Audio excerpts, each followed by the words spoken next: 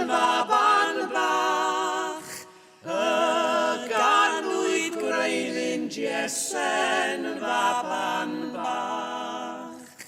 Y cadarn ddaeth o Bosra, y deddfwr gynta'r Seinad.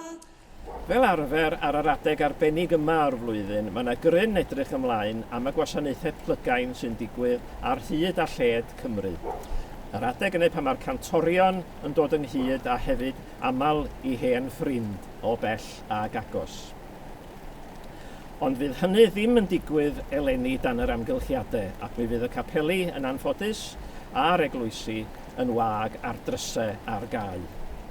Yn yr hen amser, wrth gwrs, ar fore'r Nadolig I hun y bydde'r gwasanaethau yma yn digwydd yn aml iawn efo toriad y wawr.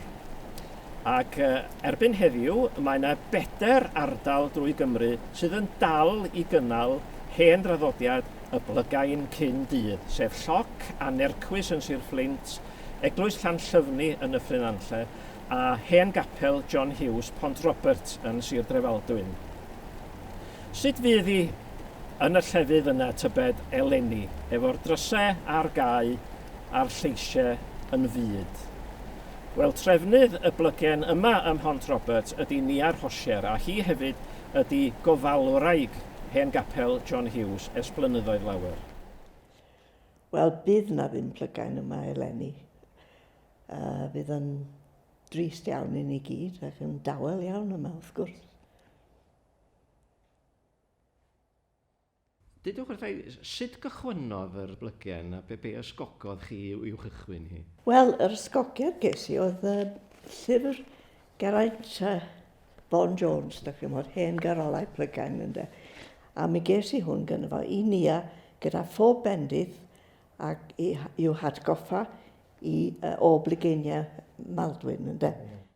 Ond oedd I wastad yn teimlo rhyw dynfa yn ôl ynddo I Sir Drefaldwyn. A wedyn, pan nes I ymhel efo casglu arian I godi'r capel, wel I adfer y capel, ddos I nôl yma ac yn 95 agorwyd y capel ar ei newydd wedd. A wedyn, rhyw 5 mlynedd y ddiweddarach, ddechreuais i'r blygen cyn dydd. A chydig ddoth y tro cyntaf, wrth gwrs, achos oedd yr holl beth yn newydd. Ac ond wedyn, ar ôl y flwyddyn gyntaf, wel, o'n i'n cael I fyny at 520. Yeah. Pam bod chi wedi penderfynu gwneud plygen gynnar yn bore ar fore'r Nadolig, plygen cyn dydd, fel da chi'n dweud, achos mae'r rhan fwyaf o Plygeiniau Sir Drefaldwyn bellach ar y mi nos, dydyn? Wel, dwi'n meddwl bod nhw gyd yn dydyn ar wahan I hon. Ac, wel, o'n i'n, ar ôl darllen am y blygen, a dysgu mwy, o'n i'n meddwl, wel, dylen ni gael o ar fore'r Nadolig. Ddim am 3 o'r gloch, ond 6 o'r gloch. A felly ie. Felly mae'n dal yn gynnar yn y bore, mae'n godi cynnar iawn. Oes, codi am 4, a cynna rhyw 70 o ganwylle. Achos mae mor bwysig bod nhw'n dod o'r tywyllwch i'r goleini'r canwylle. Dim electric, dim trydan. A wedyn, unwaith da ni yn barod I ddechrau canu, dwi'n rhoi'r switch ymlaen ynddo. Ond pan ddown nhw, dim ond golau canwyll sy'n yma. Ac mae'n siŵr gen I, oherwydd bod yr adeilad yma'n lle mor hanesyddol, bod hynny hefyd yn cyfrannu tuag at y naws. O, ydy, wrth gwrs. Wel, John Hughes oedd ffrind penna mewn ffordd Ann Griffiths ynddo, achos mi ath o I ddolfar fach fel lodger, a dweud y gwir, yn y lle cyntaf. Ac wrth gwrs, oedd Ann yn ei holio ac yn dweud beth sy'n digwydd I mi ynddo. Oedd hi'n yn disgrifio ei phrofiadau hi, phrofiadau ysbrydol. A felly oedd yn rhyw dad yn yr arglwydd iddi. A mi oedd gan o ran go bwysig yn y gwaith o gyhoeddi I hemynau hi hefyd. Oedd, a diolch I Ruth ynddo, I wraig. A oedd yn forwyn yna, wrth gwrs, ond yn ffrind, mwy fel ffrind Ieuan. Ac hi gofiodd nhw. Ar ei chof ynddo, oedd hi'n yn darllen. A mae rhywun yn teimlo wrth ddod i mewn i'r adeilad yma, bod rwsyd bod ysbryd yr hen John Hughes, mae bilpyd o'n dal yma, mae'r drws bach sydd yn arwain i'w loft o ti'n iawn, a pan fyddai'n edrych ar y hen drws bach, dwi'n gweld ei wyneb o chi. Yndw, teimlo mae o yma o hyd felly. A wedyn, mae bobl yn dod o bell ag agos, mae'n siŵr, mae'r lleol ydy'r rhan fwyaf. Faint o gantorion gewch chi griw go lew o gantorion? Wel, ar y mwyaf, rhyw 6, gawn ni, 6 parti, ynde, ambell i unigolyn. A mae parti Moel Hean, wrth gwrs, sydd yn enwog, yn dod, Glandon ar hynna, a wedyn parti Roy Griffiths, wrth gwrs, Roy Plethin. Ie, mae yna rhyw, wel, mae'n dibynnu, chi'n gwybod, pwy sy'n ar gael yn dydy. Wel, mae parti Roy a Jack a Geraint wedi dod at ei gilydd i chwarae teg iddyn nhw. Maen nhw wedi recordio enghraifft o be fysa nhw wedi ganu yn fan hyn eleni. Maen nhw wedi mynd i'r draffiaeth fawr. Gwych, ia. Dywch chi ganu clod i'r Iesu am ei enio'r forwyn fair. Diwad un mewn cyflawn undeb yn y preseb heddiw gair. O mor isel yw ei ledig, aint tywysog enwog yw. Rhwymwyd heddiw mewn cydachau, Dyw yn ddyn a dyn yn ddiw. Hwn yw'r meddyg anffeiledig, ddaeth i ymlid drygau'r ddraig. Impyn yw o raidd Iese, a ddawedig had y wraig. Esgyn wnau o'r sef Dafydd, brenin y brenhinoedd yw.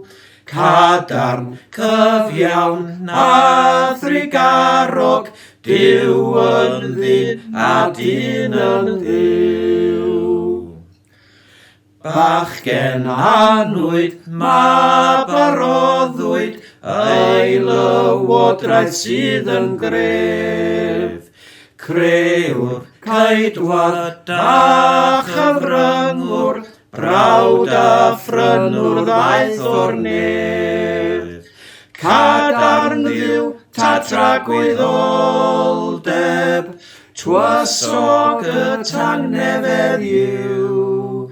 Eiliwn iddo fawd i derfyn, Dyw yn ddyn a dyn yn ddiw. Clod anrhydedd a'r challwyddiant, can amoliant i'r diwddyn. Ac i'r tad ac i'r glan ysbryd, un yn dri a thri yn un. Sain hosanna, halleluia, fyddo blaena ym mhob lle. Ar y dydd y ganwyd Iesu, pen tywysog mawr y ne.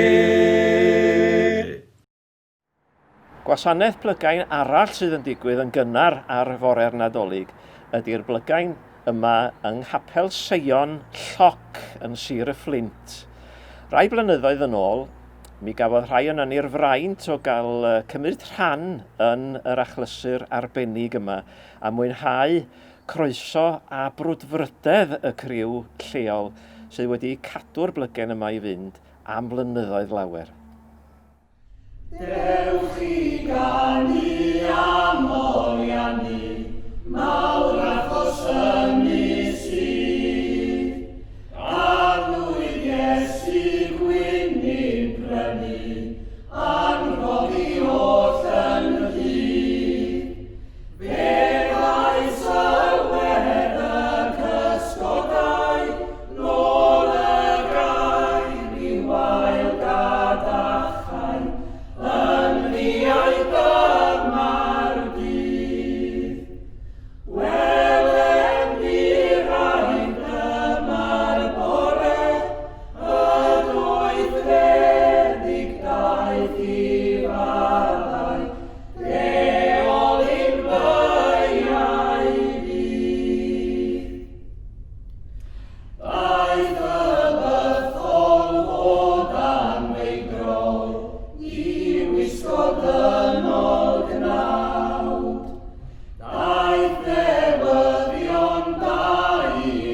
Sion, yn brydlon am ei brawd. O fri gwirif dyma'r gwiredd, heb ei lygredd daeth y sylwedd, yn wael ei wedi wawd. Daeth i roddi a chawdwriaeth, a mawr enwi blant marwolaeth, i hyn daeth yn dylawd. Mae'n mynedfa nawr i'r wynfa, drwy waith Meseia gwyw. Lli cyfiawnder wedi ddofi, ar deulu dynol ryw. Yn y gwawrdau nawr yn eirio, dros erwyr yn drasirio, mae'n grasol bor yn ben.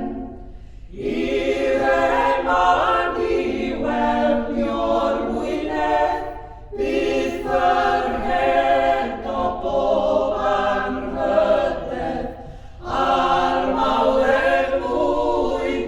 Amen. O Ieuan ab Siôn, wyt ti'n un o hoelion wyth y blygen yma yn Lloc. Be di hanes y blygen?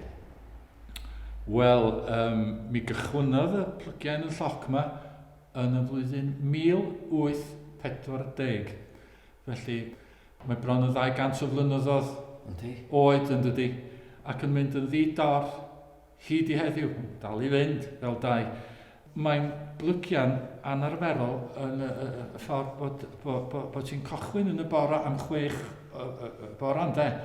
Ac wrth gwrs mae rhywun gostio codi am 4, yn enwedig yn y blynyddoedd a fi, oedd rhaid codi yn y bora hanawd i 4, mwyn i ti ddwad yma i gael set. Ac os nad o ti yma erbyn hanawd i 5, ga ti ddim set. Ond dim yn blygian atha Plygeiniau canolbarth Cymru. Mae pobl yn cael siarad gyda llaw. Mae nhw'n adrodd, rhai yn chwarae offerynnau. Wrth gwrs mae i gyd yn Gymraeg, does yna ddim gair o Saesneg ar gyfer y plygian yma. Fel o'n deitha ti, mae'n dechrau am 6, a mae'n gostio gorffan erbyn 8 o gloch. Mae'n prai am 2 awr, ond unwaith mae y goleini y wawr yn dechrau dŵad trwy ffenestri Capel, mae pobl yn dechrau aflonyddu ac yn edrych i fyny ac yn meddwl os y chwaneg o'i temau. O mae yn gorffan am 8. Ond tua o 10 munud i 8, dyn ni'n cael anthem, yr anthem fawr, Seren Bethlehem. A mae gronwy'n dweud, rhywun yn gynulleidfa os ydych chi eisiau dŵad i'r cor i ganu, os ydych chi'n gwybod eich rhan, mae'n 4 rhan wrth gwrs. A wedyn mae Capel, waliau'r Capel yn atseinio efo Seren Bethlehem, a'r amen ac amen ar y diwedd. A dyna ddiwedd y plygian am 8 o gloch y bora. Mae yn Gymraeg, dyna'r peth pwysig, a dal yn Gymraeg, ac wrth gwrs mae fam yn Lloc ar y ffin. Dych chi'n hair mewn 20 munud, 5 munud ar 20. A wyddoch chi, mae yna bobl yn dod yma, mae yna wr o graig yn dod o Gaerfyrddin, pob blwyddyn, cochwyn am 1 y bora, mae nhw yma erbyn 6 o gloch, ynddo. A pryd gychwynes di ddod i'r blygen yma? Yn yr ysgol. O'n i yn yr ysgol yn Rhosier yma, ac fydda nain yn dŵad i'r plygen pan oedd hi'n byw yn y pant yn ffarm yn y gwylod yma, ac yn mynd i mas yn y mynachlog ym Mhantasa am hanner nos, a wedyn, dwi'n siŵr be o'n nhw'n neud rhwngth roedd hynny, ond i'r plygian yn Lloc erbyn 6 o gloch. A wedyn mam yn gorfodi fi mewn ffordd i ddwad i'r plygian ac yn plygian eto. Ond wrth gwrs mae'n dŵad yn rhan anatod o dy gyfansoddiad di mewn ffordd. Ac os ydych chi'n mynd i'r plygian, di'r gwyliau ddim yn wyliau. Chi ddim yn iawn, mae'n chi fynd yn reddfol i'r plygian. A dwi'n cofio rhyw flwyddyn, oedd hi wedi bwrw eira ac oedd hi'n wyn a do'n ddim ceir ar y ffordd. Be nawn ni yn y plygian, mi gerddon ni A nath mam a fi gerdded trwy'r eira, oedd hi di lliwchio ar yr ochr, i'r lloc ynde.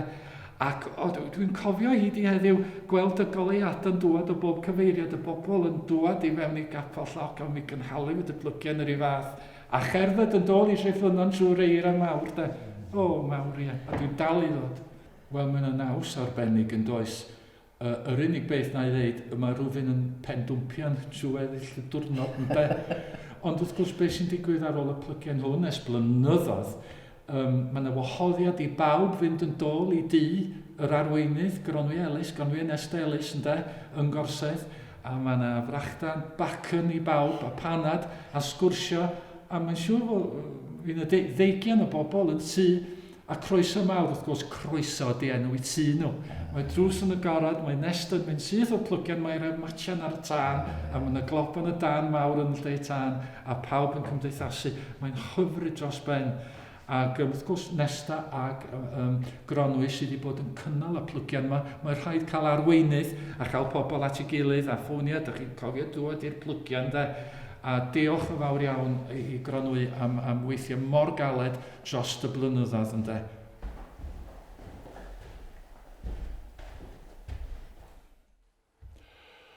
Ar fore dydd Nadolig,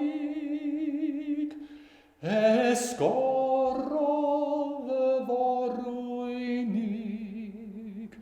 ar geidwad bendigedig,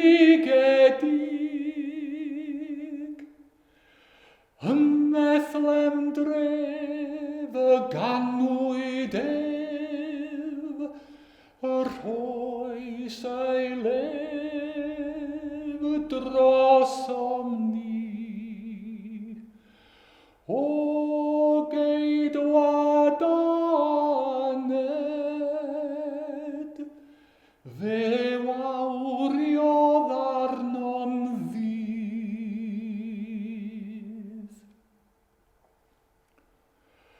Dros eog ddyn fe lladdwyd,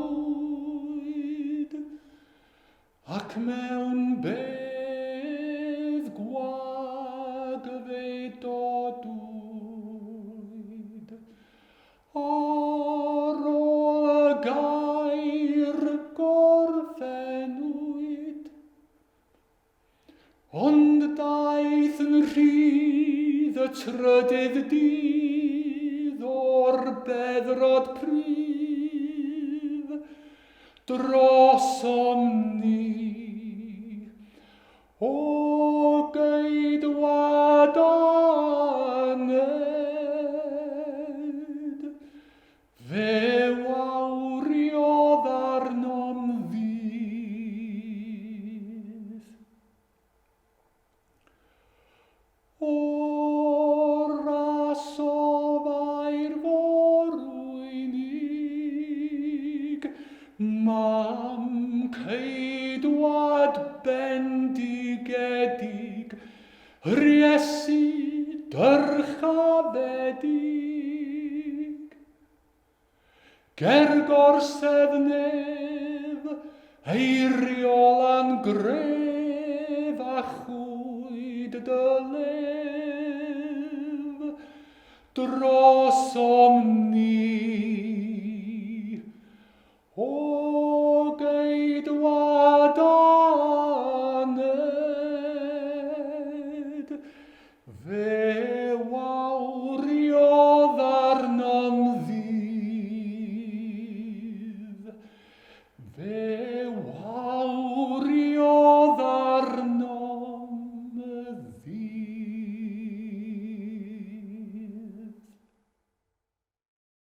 Wel, diolch yn fawr iawn i Ieuan a Siôn am yr atgofion difyr yna ac am y garol wrth gwrs. Ac fel y clywson ni, mae plygen Lloc yn mynd yn ôl yn bell iawn. Ar y llaw arall, mae yna Plygeiniau newydd wedi cael eu sefydlu yma acw ar hyd a lled Cymru yn y cyfnod diweddar. Ac mae hynny, dwi'n siŵr, yn awgrymu bod y diddordeb yn y traddodiad yn para. Ond am eleni, mae'n siŵr bydd rhaid i ni ddibynnu ar y we i brofi ambell i blygen rithiol y tro yma.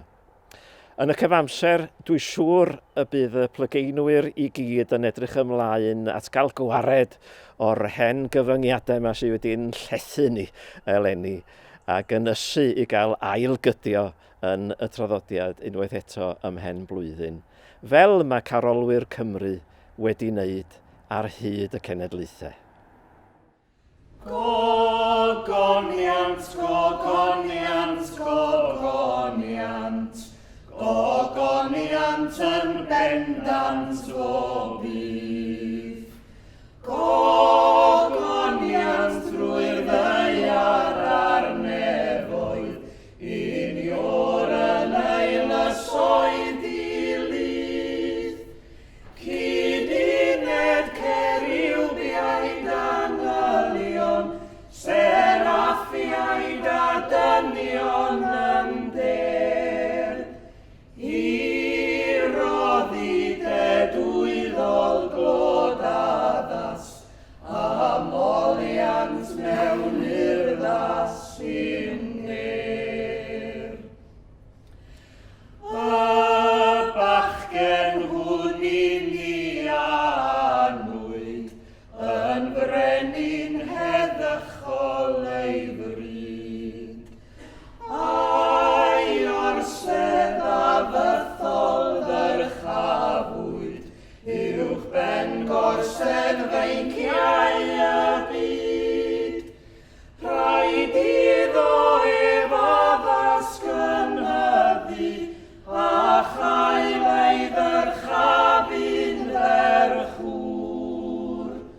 O blegu defyd yw'r gwaredydd, a chyfiawn hadafydd ein tŵr.